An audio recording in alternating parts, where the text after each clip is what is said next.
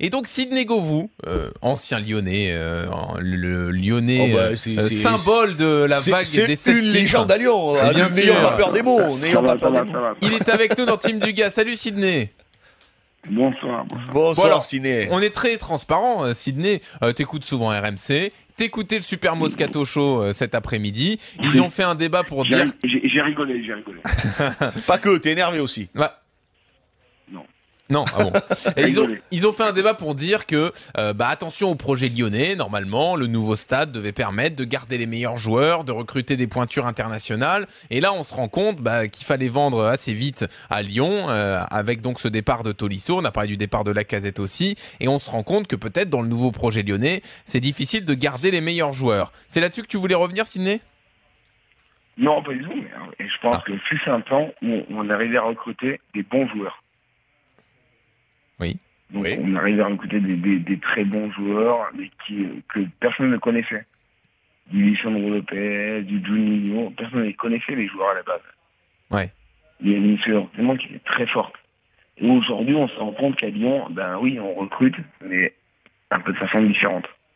Ouais. Oui. Ah oui, mais c'est plus que de façon différente. C'est plus du tout la même. De toute façon, c'est plus du tout le même organigramme. Pourquoi tu es surpris de la chose? Ça fait déjà plusieurs années, Sidney, que Lyon ne recrute plus comme ils ont fait à l'époque, comme à ton époque.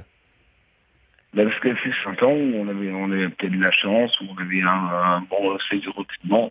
On a recruté du Juninho, du Chris, du Cassapa, etc., même du Patrick Muller, où c'était des joueurs que personne ne connaissait, mais qui, au final, sont devenus des bons joueurs. Oui, d'accord. Tu peux recruter des joueurs, même si on les connaît pas, qui peuvent être bons, ouais.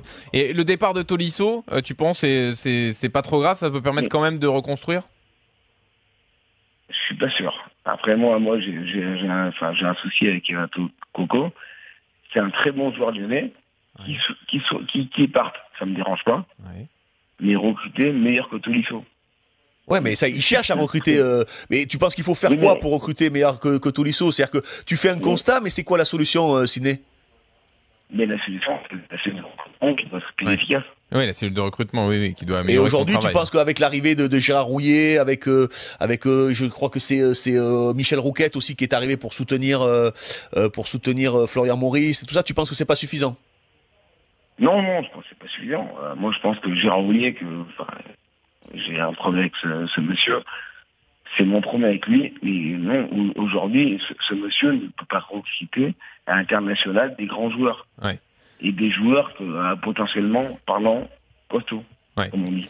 Ouais, ok. Écoute, on a bien compris ton message, Sidney. En gros, Lyon n'est pas armé au niveau recrutement pour compenser les départs comme celui de Tolisso, mais ça peut se faire, ça peut être amélioré. Voilà, c'est aussi le chantier à venir pour Jean-Michel Aulas. Merci Sidney. Le centre de formation, c'est une chose. Oui. C'est très bien. J'adore le centre de formation, c'est très très bien. Mais quand vous voulez jouer à l'international, vous avez besoin des joueurs internationaux. Ouais. Donc il faut router à l'international. Et il faut mettre de l'argent. Ouais, mais oui, il faut un recrutement qui soit plus efficace à l'international. Ok. Merci beaucoup, Sidney.